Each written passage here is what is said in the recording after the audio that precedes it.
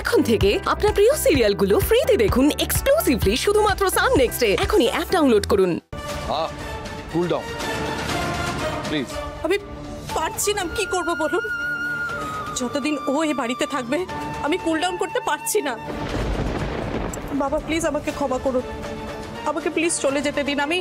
আমি ঝলমলকে বাড়িতে ও থাকলে মানুষ করতে পারবো না। প্লিজ আমাকে চলে যেতে দিন। আবার সেই এক কথা। এবার একটু শান্ত হও, আর এই সব কথা ভুলেও কিন্তু তুমি মুখে আনবে। জানবে শুধু এই বাড়ি নয়, সূর্যোদয় সংবাদপত্র তুমি এবং ঋষি ছাড়া একেবারে অচল। তাই কাউকে যদি এই বাড়ি ছেড়ে চলে যেতে হয়, সেটা অন্য কেউ চাবে, তুমি নও।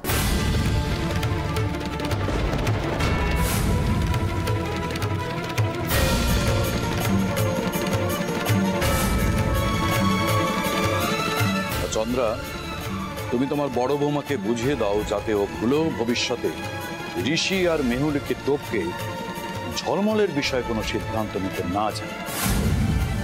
ও যেন এটা ভুলে না যায় যে ঝলমল ঋষি আর মেহুলির সন্তান ওর নয়।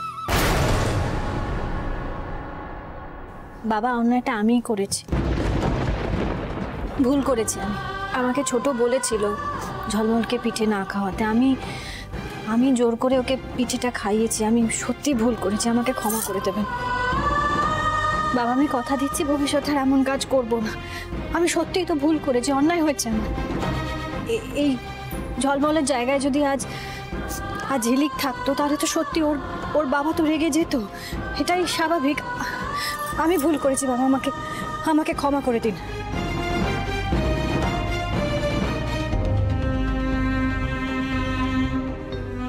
ঠিক আছে,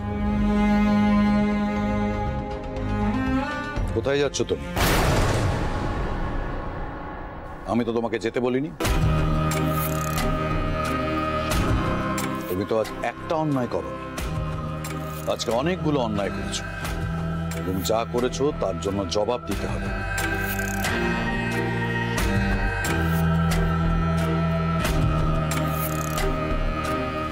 বাবা, এই শ্বশুরবাড়িতে দিদি এত বকা খায়? ভাগ্যিস আমার শ্বশুর নেই। আমি আর কি অন্যায় করেছি বাবা? চন্দ্রা, ওকে জিজ্ঞেস করো ও কার অনুমতি নিয়ে আমার কর্মচারীদের পিঠেপুলি খাওয়াতে গিয়েছিল। বাবা, এটা আমার অন্যায়? অন্যায় নয়। এত বড় স্পর্ধা তোমার? স্টেটাস বা ক্লাস বলে যে একটা কথা আছে সেটা বোঝো তো? একজন মালিক আর কর্মচারী কখনো এক আসনে বসতে পারেন? হ্যাঁ, অবশ্যই এটা